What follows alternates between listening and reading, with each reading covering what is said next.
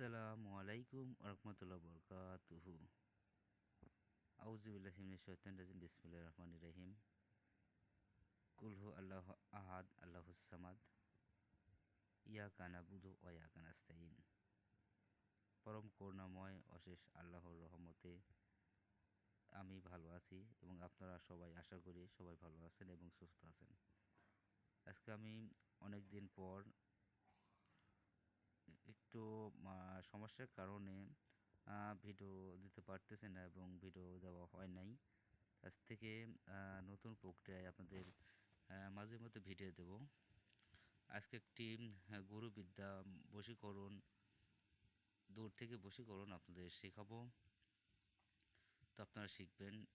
এটার কারণে আপনারা অনেকেই অনেক জায়গায় প্রতারিত হচ্ছেন বা ধোঁকা খাচ্ছেন। আপনারা এটা শিখে রাখুন। আর এটা যদি আমল করতে পারেন তা আপনার নিজের কাজ নিজেই করতে পারবেন। আর যদি না পারেন অবশ্যই আমাকে বলবেন, আমি আপনাদেরকে সুন্দরভাবে বুঝিয়ে দেব। তাও যদি না পারেন পরে আমি করে দেওয়ার চেষ্টা করব ইনশাআল্লাহ। তো যাই হোক, আপনারা সবাই কেমন আছেন অবশ্যই আমাকে কমেন্টের মাধ্যমে জানাবেন। তো প্রথমে আমি এই গুরুবিদ্যাটা বলে দেই। দোয়া আল্লাহ ফিহা সাল্লি আলা মুহাম্মাদিন বাইতিহি ফাজালাহুম ফিহা আমিন কুল গাইন অমুক বিনতে অমুক আলাল হবে অমুক বিনতে অমুক ওয়া হামামা হামামা মিনকুল খাবাফিল খাবাফিল। এটা একটি মন্ত্র বা দোয়া বলতে পারেন।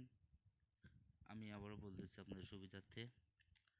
আল্লাহ ফিহা সাল্লি আলা মুহাম্মাদিন বাইতিহি ফাজালা ফিহা আমিন কুল গাইন অমুক বিনতে অমুক আলাল হবে অমুক বিনতে অমুক ওয়া হামামা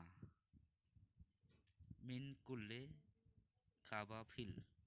এখানে আপনারা ওয়া হা হা আকার হা, তার মা মা হা মা মা হবে। এখানে কারাকার রয়েছে, তো আপনাদের বুঝিয়ে দিলাম। তো বুঝতে পারছেন আশা করি।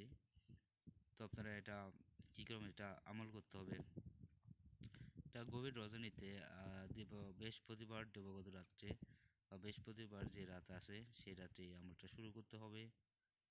তো আপনারা কী করবেন, এশার নামাজ পড়ে বা রাত্রে গভীর রাত্রে 12টার পর বা তাহাজ্জুদের পর, তাহাজ্জুদ বলে সবচেয়ে বেশি কার্যকরী হবে।